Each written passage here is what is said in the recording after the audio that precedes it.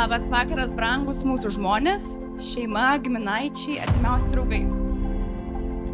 Stovint čia priešais jūs visus, mūsų užplūsta toks keistas, bet kartu neįtikėtinai nuostabus ir geras jausmas.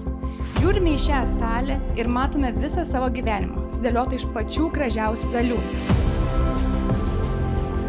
Pakelkime taures už du žmonės, kurie pasirinko vienas kitą ne tik šiai dienai, bet ir dar visiems rytojams. Už jūsų meilę, už jūsų laimę ir už gražią bendrą gyvenimo pradžią. Už jūsų abu.